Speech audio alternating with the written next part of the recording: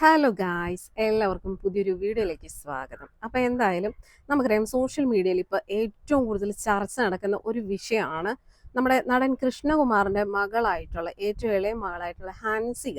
ആ കുട്ടിയുടെ Instagram subscription video ലീക്കായി. ഏതോരുത്തൻ subscription എടുത്തിട്ട് അതിലെ വീഡിയോ സോഷ്യൽ മീഡിയയിൽ പബ്ലിക്കാക്കി. അപ്പോൾ അതാണ് ഇപ്പോൾ ഇൻസ്റ്റയിലും ഫേസ്ബുക്കിലും എല്ലാം ഈ പെങ്കൊച്ചിൻ്റെ വീഡിയോ ആണ് ഓടിക്കൊണ്ടിരിക്കുന്നത്. അപ്പോൾ നമ്മുടെ റിയാക്ഷൻ വീഡിയോ ചെയ്യുന്ന ഓൾമോസ്റ്റ് എല്ലാ ആൾക്കാരും ഒരു വീഡിയോ എടുത്ത് റിയാക്ട് ചെയ്തിട്ടുണ്ടായിരുന്നു. അപ്പോൾ ഞാനും അതിൻ്റെ ഒരു വീഡിയോ എടുത്ത് റിയാക്ട് ചെയ്തു.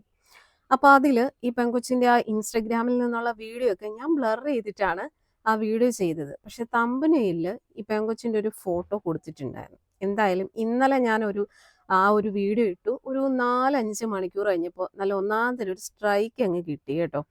അപ്പോൾ സത്യം പറഞ്ഞു കഴിഞ്ഞാൽ ഞാൻ ഞെട്ടിപ്പോയി. കാരണം എന്താണെന്ന് വെച്ച് കഴിഞ്ഞാൽ എല്ലാ ആൾക്കാരും അതുൽ വ്ലോഗ്, ഡാനി സത്യൻ, റയർ ലിലീസ്, നമ്മുടെ ഖൈസ്, ഇവരൊക്കെ റിയാക്ഷൻ വീഡിയോ ചെയ്യുന്നവർ, ഇവരെല്ലാവരും ചെയ്തിട്ടുണ്ട്. നല്ല ഒടുക്കത്തെ വ്യൂ ആണ്, അവർക്ക് നല്ല റീച്ചും ഉണ്ട്. പക്ഷെ അവർക്ക് ആർക്കും ആ സ്ട്രൈക്ക് കിട്ടിയില്ല. ഞാൻ ആ ഒരു വീഡിയോ ഇട്ടു 4-5 മണിക്കൂർ കഴിഞ്ഞപ്പം എൻ്റെ ആ ഒരു വീഡിയോ 1700 പേരോ മറ്റോ കണ്ടിട്ടുണ്ടായിരുന്നു. അപ്പോഴാണ് എനിക്ക് സ്ട്രൈക്ക് കിട്ടിയത്. അപ്പം ഞാൻ ഓർക്കുമായിരുന്നു, ഞാനാണെങ്കിൽ ആ പെങ്കൊച്ചിൻ്റെ വീഡിയോ കാണിച്ചിരിക്കുന്നത് ബ്ലർ ചെയ്തിട്ടാണ് കാണിച്ചത്. കാരണം ഇനിയിപ്പോൾ അതൊരു പ്രശ്നം വേണ്ടല്ലോ എന്ന് കരുതി ബ്ലർ ചെയ്തിട്ടാണ് വീഡിയോസ് കാണിച്ചത്. തമ്പനെയിൽ ഒരു ഫോട്ടോയും കൊടുത്തിട്ടുണ്ടായിരുന്നു. ആ തമ്പനെയിൽ ആ പെണ്ണിൻ്റെ ഫോട്ടോ കൊടുത്തു എന്ന് പറഞ്ഞിട്ടാണ് എനിക്ക് സ്ട്രൈക്ക് കിട്ടിയത്. പക്ഷെ മറ്റുള്ള യൂട്യൂബേഴ്സ് എല്ലാവരും തന്നെ അവരുടെ വീഡിയോ ബ്ലർ ചെയ്യാതെയും കൂടെയാണ് കാണിച്ചിരിക്കുന്നത്. തമ്പനെയിലും എല്ലാം ആ പെങ്കൊച്ചിൻ്റെ മുഖം നല്ല വ്യക്തമായിട്ട് കാണിച്ചിട്ടുണ്ട്. പക്ഷെ അവർക്ക് ആർക്കും സ്ട്രൈക്ക് കിട്ടിയിട്ടില്ല.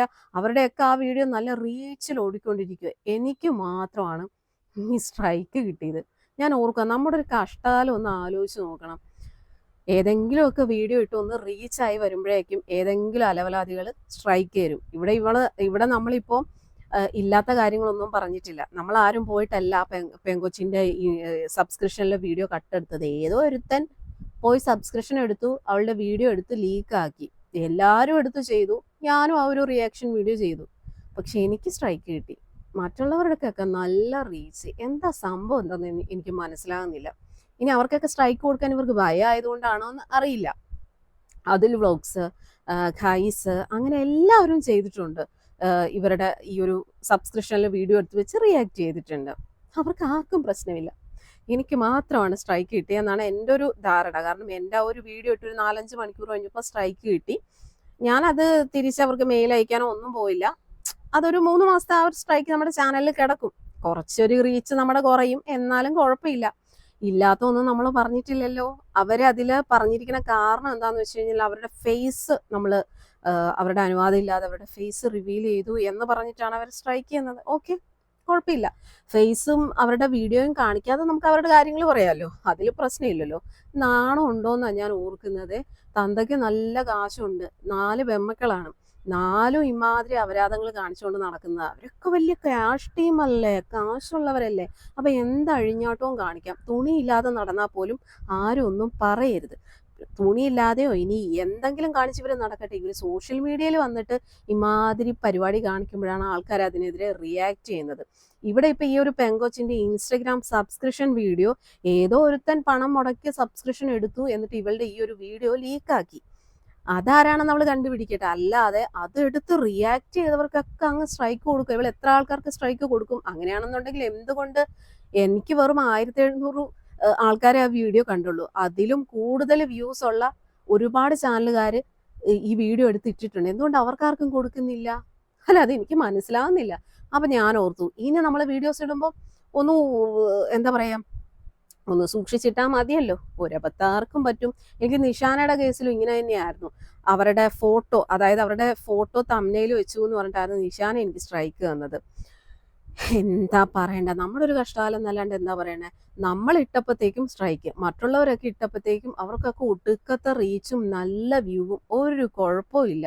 അതെനിക്ക് എന്താ അതൊന്നും മനസ്സിലാവുന്നില്ല. എന്തായാലും ഇനി ഇവൾക്കൊക്കെ എതിരെ സംസാരിക്കാൻ തന്നെ തീരുമാനം. അത് എത്ര വലിയ കൊമ്പത്തെ മറ്റെടുത്തവനാന്ന് പറഞ്ഞാലും സംസാരിക്കുക തന്നെ ചെയ്യും. നാണം ഉണ്ടോ സ്വന്തം ശരീരം ഇങ്ങനെ കാണിച്ച് പണം ഉണ്ടാക്കാൻ വേണ്ടിയിട്ട്?